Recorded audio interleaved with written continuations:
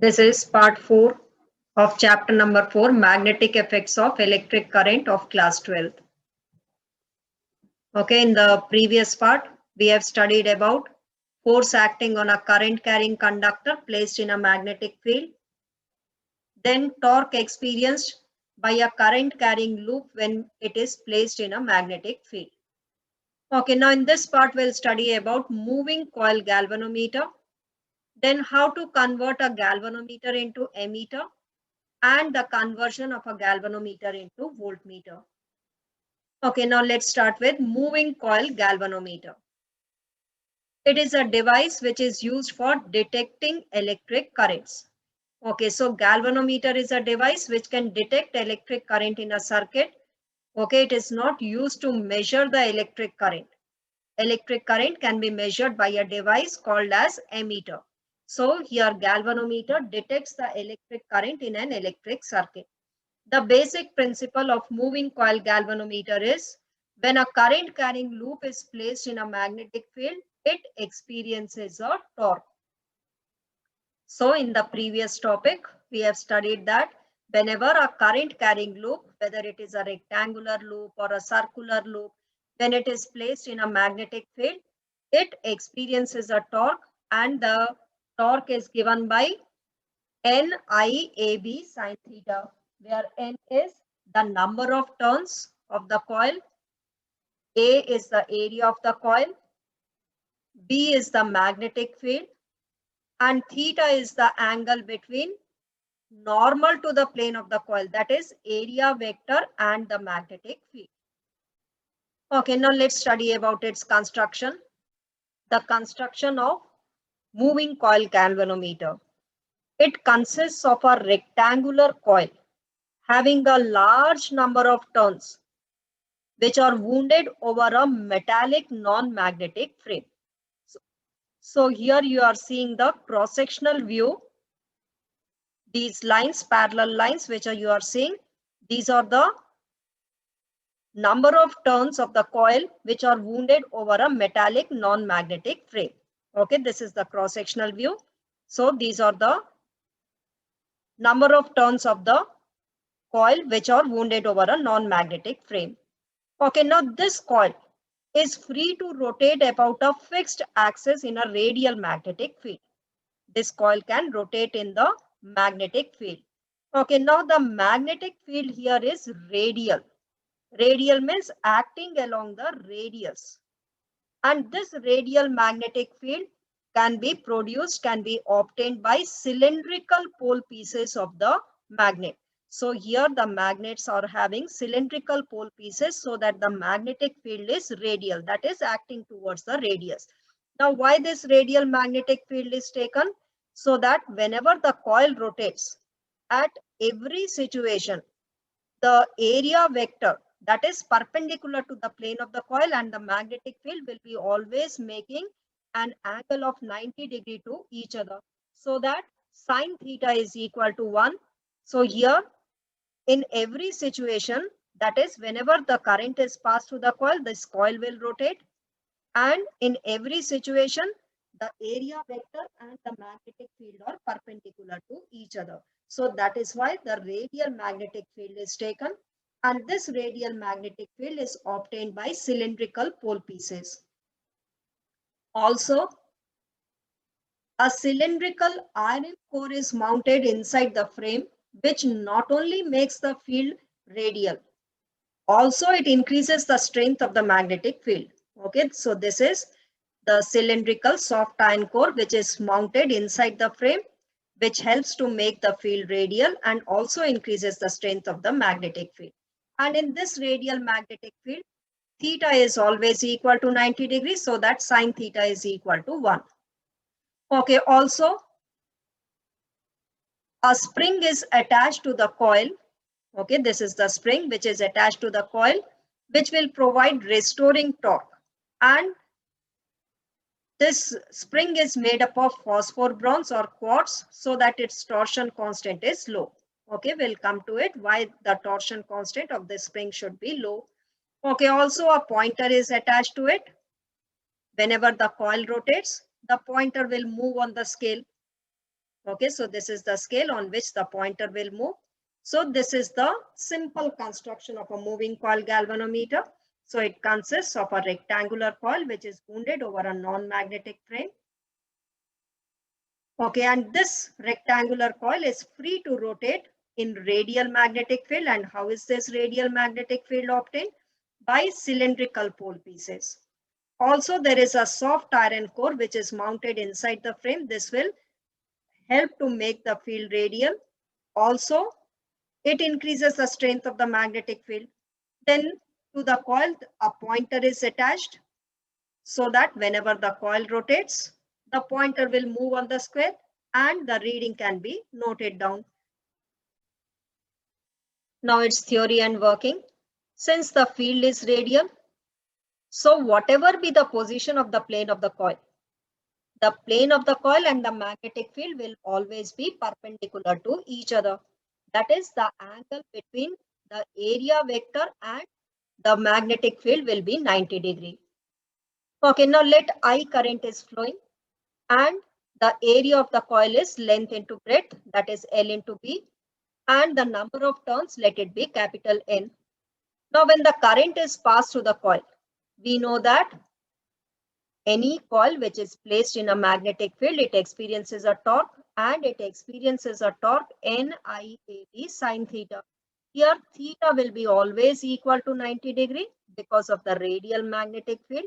So the coil will be deflected and the torque is given by NIAB. Okay, sine 90 is 1. So this torque we call it as the deflecting torque. So when current is passed through the coil will experience a torque and the deflecting torque is given by NIAB. Okay, due to this deflecting torque, the coil will rotate and the spring will provide a restoring torque. That is, the spring will try to bring back to its original position. So the spring provides a restoring torque because this coil is connected to a spring. So the spring provides a restoring torque and this restoring torque is directly proportional to the angular deflection, equating it some constant K, where this K is called as the torsional constant. Okay, so due to the spring, a restoring torque will be acting on the coil, which is equal to K into alpha. Alpha is the angular deflection. That is how much is the coil deflected. And this deflection can be noted down by the pointer which is moving on the scale. Okay, and K is the torsional constant and it is defined as restoring torque per unit deflection. Okay, so from here you can see that K is equal to restoring torque upon alpha, that is restoring torque per unit deflection. Now in the equilibrium position, the deflecting torque will be equal to the restoring torque, or you may say the restoring torque becomes equals to the deflecting torque, that is K into alpha is equal to NIAB. So here the deflection is given by NAB upon K into I, or you can say that I is equal to K upon NAB into alpha. Now this bracket term, K is the torsional constant. It is constant for a given spring, for the given material of a spring. N is the number of turns, which is also constant. A is the area of the coil, which is length into breadth, that is also constant. And B is the radial magnetic field. This is also constant. So I is equal to K upon NAB into alpha. And this bracket term is constant. So the bracket term is constant, which we can say that it is constant for a given galvanometer and it can be represented by G. So I is equal to G into alpha. So this G here is called as the galvanometer constant, which is equal to K upon NAB. Okay, so here we get I is directly proportional to alpha. More the deflection, that can be measured from the scale. So more is the current flowing in the circuit. So in this way, a galvanometer can detect the current in an electrical circuit. So whenever a galvanometer is connected in the circuit and the current is passed, the galvanometer scale will show some deflection. More the deflection, more is the current flowing in the circuit. So here we have I is equal to G into alpha. G is the galvanometer constant, K upon NAB into alpha. Okay, so this bracket term is constant for a galvanometer and we call it as galvanometer constant. Now let's define current sensitivity. Current sensitivity is defined as deflection produced in the galvanometer when unit current flows through it. That is, deflection per unit current is called as the current sensitivity. That is, alpha upon I is called as the current sensitivity of the galvanometer. From here you see that alpha upon I is equal to NAB upon K. And the unit of current sensitivity is division per ampere. This alpha is the division moved on the scale. Okay, so the division measured on the scale is alpha. So division per ampere is the unit of current sensitivity. You cannot write it as radian per ampere. Okay, so here alpha is the number of divisions moved on the galvanometer scale. So it is division per ampere. Okay, now here we'll define voltage sensitivity, which is defined as deflection produced in the galvanometer when unit voltage is applied across the terminals of the galvanometer. That is deflection per unit voltage across the terminal. That is alpha upon V is the voltage sensitivity. And we know that V is equal to I into R. So the voltage sensitivity can be written as alpha upon I into R. Okay, alpha upon I, as we know, is equal to NAB upon K. So voltage sensitivity is NAB upon K into R. And the unit of voltage sensitivity is division per unit volt. Okay, division per volt is the unit of voltage sensitivity. So increasing the current sensitivity may not increase the voltage sensitivity. Okay, we know that the current sensitivity is given by alpha upon I, which is equal to NAB upon K. Whereas voltage sensitivity is given by NAB upon K into R, where R is the resistance of the coil. Okay, now suppose we increase the current sensitivity by increasing the number of turns. This is the current sensitivity. So we increase the current sensitivity by increasing the number of turns. Okay, as the number of turns are increased, the length of the wire, the length of the coil wire also increases. So its resistance also increases. So by increasing the number of turns, we can increase the current sensitivity, but the voltage sensitivity will not increase. Okay, like given over here, for example, if we double the number of turns, then the current sensitivity will also be doubled. But the voltage sensitivity will remain the same because the resistance of the wire, that is the resistance of the coil wire, also is doubled. So the voltage sensitivity remains the same. So increasing the current sensitivity can be increased by increasing the number of turns, but the voltage sensitivity will remain the same. Now let's study what are the conditions for a sensitive galvanometer. A galvanometer is said to be sensitive if it shows a large deflection for a small current flowing through it. Okay, so a large deflection is shown when a small current is flown through it. Okay, that is alpha upon I should be large. And alpha upon I we know is current sensitivity. So its current sensitivity should be more. And what is current sensitivity equal to? NAB upon K. So this current sensitivity should be more for a galvanometer to be sensitive. Now, how can the current sensitivity be increased? That is, how can the galvanometer may be made more sensitive? By increasing the number of turns in the coil.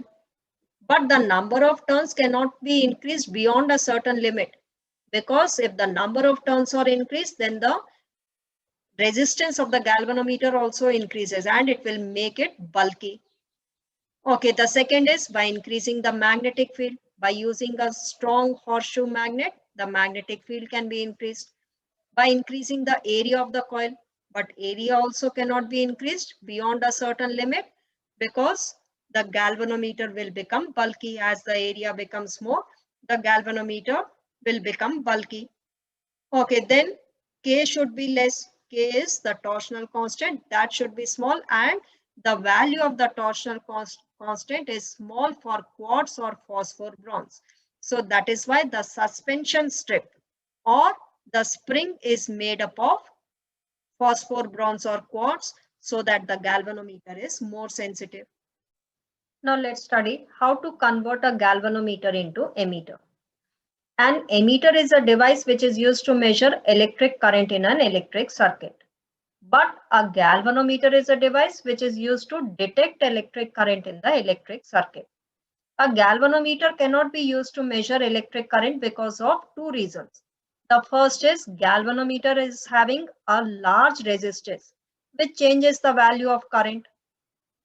That is, the resistance opposes the current, the flow of the charges. So as the galvanometer is having a very large resistance, so it will oppose the current and it cannot measure the actual value of the current. And the second reason is galvanometer is a sensitive device which gives full deflection for small currents, even of the order of microamperes. So for microamperes, the galvanometer will show full scale deflection, and for amperes also it will show full scale deflection. So it is difficult to measure the current by using a galvanometer. So because of these two reasons, the galvanometer cannot be used to measure current. Now, how to convert a galvanometer into ammeter? By connecting a small parallel resistance to the galvanometer, which is called as the shunt resistance. So a shunt resistance is connected parallel to the galvanometer, that is a low resistance is connected parallel to the galvanometer, and the galvanometer gets converted into ammeter. So shunt is a low resistance which is connected parallel to the galvanometer. This is the galvanometer having a resistance capital G. When I current is flowing, a shunt resistance, that is a low resistance, is connected parallel to the galvanometer, as you can see in the figure. This is the galvanometer whose resistance is capital G, and a low resistance which is called as the shunt resistance is connected parallel to the galvanometer. Now when a current I is flowing, this current will be divided into two branches. Through the galvanometer, let the current is Ig. Through the shunt resistance, let the current is Is. Okay, again the current becomes I. Now, these are two resistances, galvanometer resistance G and the shunt resistance S. Both are connected parallel to each other. So the potential difference across the two will remain the same. The total current I is equal to Ig plus Is. So the current through the shunt Is can be written as I minus Ig. Okay, as the potential difference across the galvanometer and across the shunt remains the same because they are connected in parallel. These are the two resistances connected in parallel. So the potential difference across the galvanometer is Ig into the galvanometer resistance, and the potential difference across the shunt is equal to Is into S. So Is can be written as I minus Ig. Why? Because I is equal to Ig plus Is. So Is is equal to I minus Ig. Hence, the shunt resistance is given by Ig into G upon Is, which is I minus Ig. Now, let's find out the effective resistance of the converted ammeter. How can we convert the galvanometer into ammeter? By connecting a low resistance, which is called as the shunt resistance, parallel to the galvanometer. Let I is the current which divides in two branches. Ig is the current through the galvanometer and Is is the current through the shunt resistance. Okay, now these are the two resistances. Now this becomes an ammeter as these two resistances are connected in parallel. So the effective resistance of the ammeter, which is equal to R. 1 upon R is equal to 1 upon G plus 1 upon S. Okay, that is S plus G upon G into S. G is the galvanometer resistance and S is the shunt resistance. So R is equal to G into S upon G plus S. Okay, as we know that the shunt resistance is much less than the galvanometer resistance. So G plus S can be approximately taken equal to G. So hence R is equal to G into S upon G. This cancels out. So the effective resistance of the ammeter, that is the resistance of the converted emitter is approximately equal to the shunt resistance. Okay, so we can say that an emitter is a low resistance device. So for a higher range of emitter, the value of the shunt resistance should be small, and emitter is a low resistance device, and for an ideal emitter, the resistance is 0. Okay, as its resistance is very low, so emitter is always connected in series with an electrical circuit. If the emitter is connected parallel to in the circuit, it will draw a large amount of current because of its small resistance, and hence it may get damaged. So here we see that the resistance of the converted emitter is very, very low. That is, an emitter is a low resistance device. For an ideal emitter, we can take its resistance to be 0. And that is why an emitter is always connected in series in a circuit. Now let's study the conversion of a galvanometer into voltmeter. A voltmeter is an instrument which is used to measure potential difference across the two ends in an electrical circuit. Now a galvanometer can be converted into voltmeter by connecting a high resistance in series with the galvanometer. Okay, so this is the galvanometer having a resistance G. A high resistance is connected in series to the galvanometer so that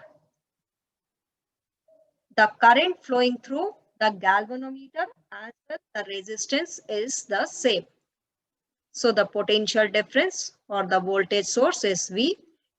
Okay, and the current flowing through the galvanometer, if it is Ig, then through the high resistance also the current will be Ig. Okay, now we know that the current is equal to potential difference upon the total resistance in the circuit. So here a high resistance is connected in series to the galvanometer. So Ig is equal to V upon G plus R. Hence G plus R is equal to V upon Ig. So we can find out the value of the high resistance, which is equal to V upon Ig minus G. Okay, so the resistance which is connected in series should be equal to V upon the current flowing in the circuit minus the galvanometer resistance. Let the effective resistance of this converted voltmeter is R dash. So here we can see that these are the two resistances G and R which are connected in series. So the resistance of the voltmeter is G plus R. As this R is a high resistance, so R dash is also very high. So for the higher range of the voltmeter, the value of the resistance which is joined in series should be very high. So we can say that the voltmeter is a high resistance device and the resistance of an ideal voltmeter will be infinite. Okay, due to high resistance, a voltmeter is always connected in parallel to the circuit. So a galvanometer can be converted into voltmeter by connecting a high resistance in series to the galvanometer. So the effective resistance of the voltmeter will be galvanometer resistance plus the high resistance. So the effective resistance of the voltmeter is very, very high. For an ideal voltmeter, it will be infinite and the voltmeter is always connected in parallel to the circuit because of its high resistance. So in order to convert a galvanometer into emitter, a low resistance, which is called as the shunt resistance, has to be connected in parallel to the galvanometer. So an emitter is a low resistance device, which is always connected in series in an electrical circuit. Whereas a galvanometer into voltmeter, a high resistance is connected in series to the galvanometer. And the effective resistance of the voltmeter is very, very high. That is why it is connected in parallel in a circuit. So we have completed the theory part of this chapter, magnetic effects of current. Now in the next part, we'll discuss few questions which have come in board based on these topics, based on this chapter. Also, you have to do the NCERT exercise questions. So in the next part, we'll be discussing the CBSE board questions. So in order to watch that, kindly subscribe to the channel and keep watching. Thank you.